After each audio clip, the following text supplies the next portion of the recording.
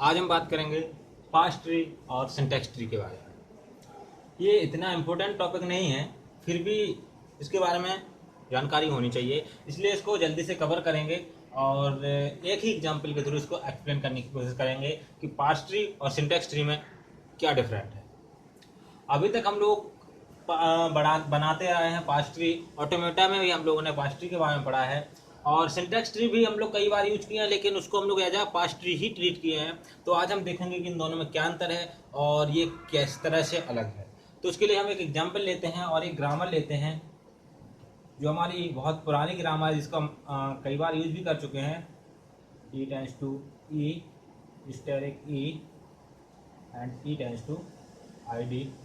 और इसके लिए एक हम स्ट्रिंग ले लेते हैं ID plus ID steric ID। अब हम जब बात करते हैं सिंटैक्स ट्री की और पास्ट ट्री की, तो इसी सेम जो आपका स्ट्रिंग है उसके लिए हम एक सिंटैक्स ट्री और पास्ट ट्री दोनों को ड्रॉ करेंगे। तो सिंटैक्स ट्री बनाने के लिए हमें इस ग्रामर की जरूरत नहीं है, यानी कि हमें CFG की जरूरत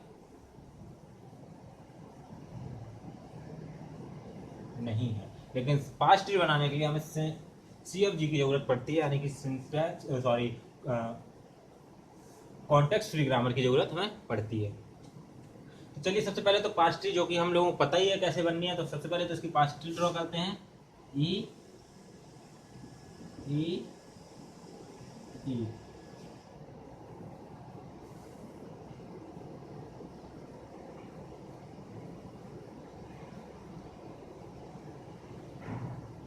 प्लस ID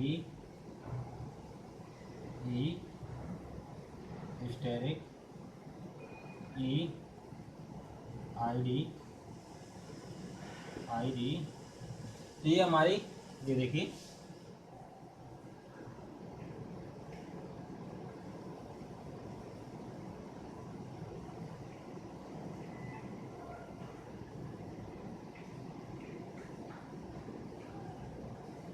ये हमारी ID plus ID steric ID जो है पास्ट ट्री बन चुकी है। ये तो हम लोगों ने कई बार बनाई है। अब हमें बनानी है सिंटैक्स ट्री। तो ये तो हमारी पास्ट ट्री थी, हमें बनानी है सिंटैक्स ट्री। तो सिंटैक्स ट्री में कुछ नहीं करना है, हमें इस ग्रामर को गायब कर देना है।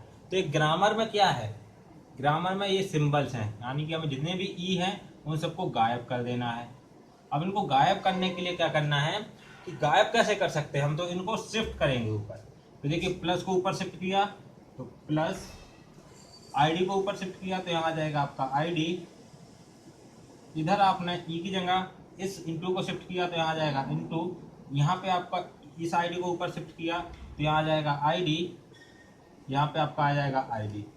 और ये आपकी बन चुकी है सिंटैक्स ट्री। अभी आपको थोड़ा सा टफ लग रहा होगा कि पहले हम पास्ट ट्री बनाएंगे उसके बाद सिंटैक्स ट्री बनाएंगे, किस तरह से बनाएंगे। तो चलिए पास्ट ट्री को भूल जाते हैं, अब सिंटैक्स ट्री बनाते हैं। यहाँ से मैंने कहा ग्रामर की अब जरूरत ही नहीं है, सिंटैक्स ट्री बनाते हैं। तो सबसे पहले तो इनको दो हिस्सों में तोड़ देते हैं। तो मान लीजिए एक हिस्सा ये है और एक हिस्सा ये है। ऑपरेटर को ऊपर लिखेंगे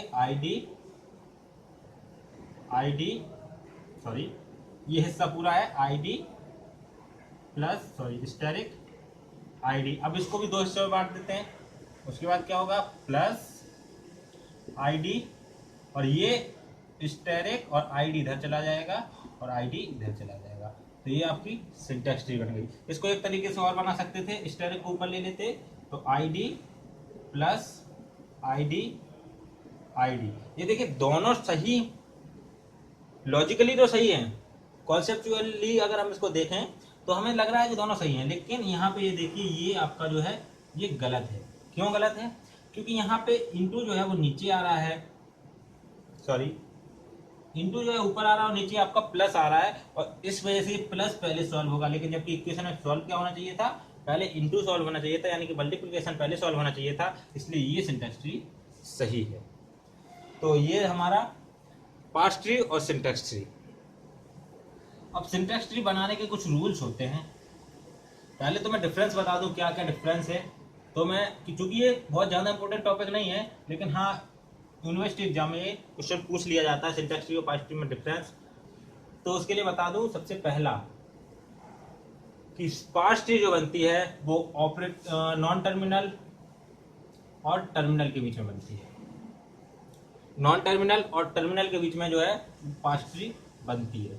जबकि सिंटैक्स ट्री, मैं इसको टेबल बना देता हूं यहाँ पे, पार्स ट्री,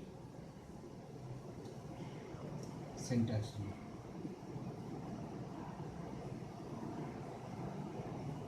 पहला कंडीशन क्या है इसमें कि ये नॉन टर्मिनल और टर्मिनल के बीच में बनती है, और जबकि ये ऑपरेंड और ऑपरेटर और ऑपरेंड के बीच में बनती है। ऑपरेटर और ऑपरेंड इनके बीच में बनती है। जैसे a प्लस बी, तो यहाँ पे बनेगा प्लस a और ये b। जो आईडी था वो आपका ऑपरेंड की तरह ट्रीट होगा। दूसरी कंडीशन इसकी क्या है कि इसमें CFG यानी कि प्रोडक्शन ऑफ CFG के प्रोडक्शन रूल्स की जरूरत होती है। इसमें भी रूल्स की जरूरत होती है, लेकिन उसमें CFG की जरूरत नहीं होती। यानी कि हमें CFG की कोई जरूरत नहीं है। हमारे पास जो स्ट्रिंग दी है, जो हमारे पास इक्वेशन दी है, उससे हम डायरेक्टली पार्स ट्री ड्रॉ कर सकते हैं। और यहां से हमें कन्वर्ट कैसे करना होता है, हम क्या करते हैं कि ऑपरेटर को मूव करते हैं।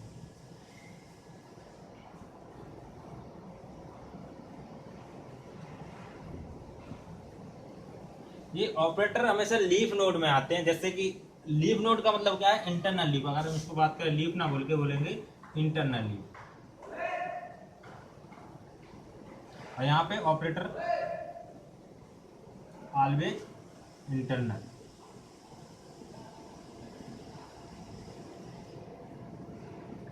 यानी क्या होगा कि इंटरनल लीफ का क्या मतलब था। इंटरनल लीफ का मतलब ये था, जैसे कि हमने देखा ई प्लस ई, ये देखिए इंटरनल, ये लीफ तो है लेकिन ये लास्ट लेवल पे नहीं है, तो इसको हम इंटरनल बोलते हैं। क्योंकि ऑपरेटर के नीचे एक और लेवल होगा, कोई भी ऑपरेटर हो उसके नीचे एक लेवल जरूर होगा, तो इसीलिए इसको बोलते थे हम लोग, क्या बोल रहे हैं कि इंटरनल तो है लेकिन ये लीफ है, बीच बीच में ये लीफ की तरह वर्क करेगी, लेकिन इसमें हमेशा इंटरनल होगा, ये ऊपर चला जाएगा यहाँ पे। तो ये इसके कुछ 3 जो है मेन बेसिक डिफरेंस थे।